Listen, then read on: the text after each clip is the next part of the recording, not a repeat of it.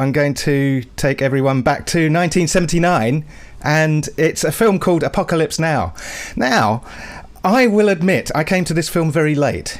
Very, very late, for a couple of reasons.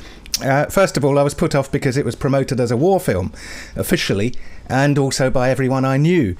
And what would I want with watching a war film? I'm not interested in that, so I just never watched it.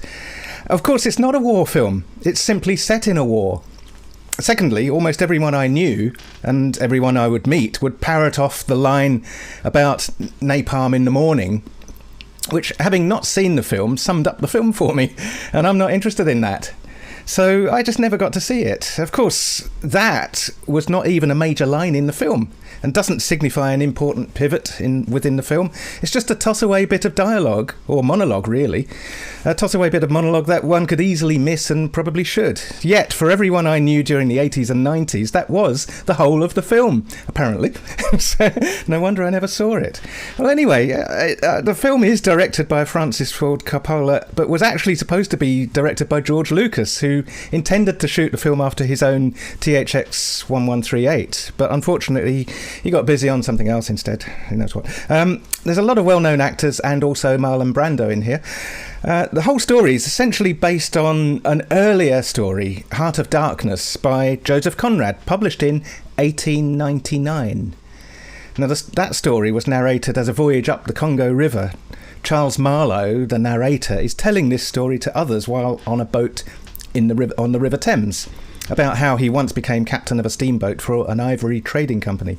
Now, in Apocalypse Now, we see the young Captain Willard of a special operations unit, which specialises in unconventional warfare, in a hotel room. He's burned out. It's not very clear about who he is and what happens next, but he's keeping himself in condition, physically and mentally, as a routine which he requires of himself. And it's precisely this seemingly automatic, duty-driven behaviour that underpins everything to follow. Now, Willard knows that he has to keep in condition, so he behaves accordingly, even though he no longer has any idea of what his situation is. It's just automatic now. Now, he's pulled back into service to terminate a Colonel Walter Kurtz, who apparently has gone bonkers in Cambodia. Willard joins a small boat to go upriver, but before they start the long journey, they find out how to safely make the journey by meeting with Lieutenant Colonel Bill Kilgore of a helicopter unit. Now, Kilgore is a boisterous bully and also a surfer, so he devotes more time and effort to keeping an eye on good surfing conditions than he does doing the whole war thing. Those among his men who are also surfers get preferential treatment. Other than that, he's basically also bonkers. He's acquired power and command, but abuses it in a very immature and short-sighted way. He tries to make his men feel at home, but the contrast with these comfortable ways and the reality of war is not healthy at all. The sailors then continue their journey after Willard steals Kilgore's surfboard. Up the river they go. The progress is slow and dangerous. The boat's captain considers himself in charge, but Willard explains that he is in charge. The mission takes priority, because the boat's captain didn't know about that.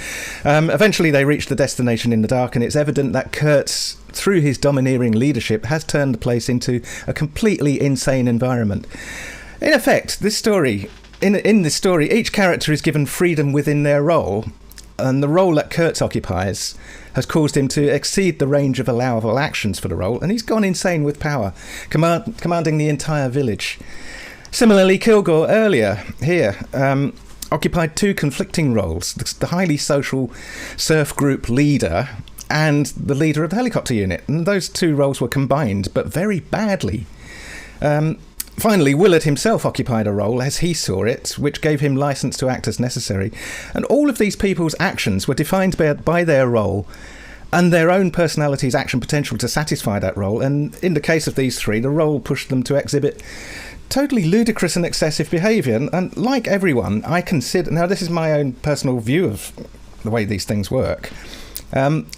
A person's behaviour is defined by their role.